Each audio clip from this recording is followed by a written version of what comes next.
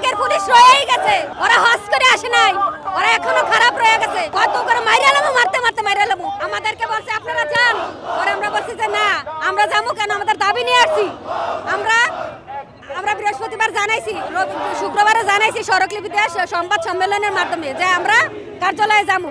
তখন তো আমাকে বাধা দেয় না যে তোমরা ওদিকে যাও না। এই জায়গায় আসার পরে পুলিশে বলেছে যাইতে পারবে না। তখন আমরা মহিলা মানুষ এক সাইডে সরে গেছি, এক সাইডে ধরে এরকম হাত ধরে রাখছি, আর এরকম করে একবারে পানি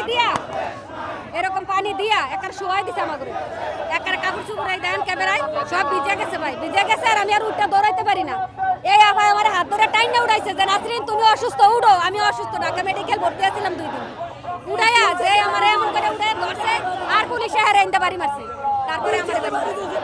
তারপরে আমার বাড়ি মারছে, তারপরে মারছে। আর আমি দিশা না পাই আর দেখি যে বেশি মারতেছে, ওনার বাড়ি দিছে, উনি শুয়ে পড়ছে। আমি যা ভাই ধরছি, ভাই আর একটা বাড়ি দিয়েন না ভাই, আমরা যাইতেছি গা। আমি পিজা কাপড় দৌড়াইতে পারি না, আর মাইরেন না ভাই, আর মাইরেন না। কত করে মাইরালামু, মারতে মারতে মাইরালামু। তাহলে আপনারাই বলেন এটা কি শেখ হাসিনার দালাল না? আগের পুলিশ রয়েই গেছে, ওরা হস করে আসে নাই, ওরা এখনো খারাপ রয়ে গেছে। ওগুলো বদলি করেন, ওগুলো বাদ দেন।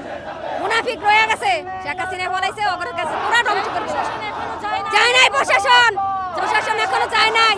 আমরা ওই পুলিশের নিয়ে আসেন, ওই পুলিশের আমি সামনে বলতে পারবো তুই কয়টা বাড়ি আমার গায়ে দিছিস। আমরা যখন ওখানে গেছি উনি বাধা দিয়েছে, আমরা বসে করবো না।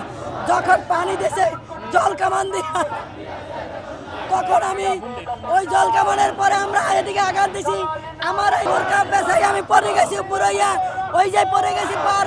উনি আমার একটা বাড়ি দিয়েছে, কই ভাই বাড়ি দিয়ে না, পাও ধরছে। আমি যাইতেছি তো আরো 2টা বাড়ি দিয়েছে, 3টা বাড়ি দিয়েছে। তারপরে বলছে আমরা ওই পাশে বসে, আমরা এই পাশে আসছি। তারপরে পানির জল কামান দিতে গেছে। আমরা কি শিক্ষক হয়ে আমাদের কি অধিকার নিতে আসা অপরাধ? আমি শিক্ষামন্ত্রীর কাছে, স্বরাষ্ট্রমন্ত্রীর কাছে বিচার চাই, কেন পুলিশে আমাদেরকে আহত করছে। এবং আমরা শিক্ষক হয়ে কি আমরা অপরাধ?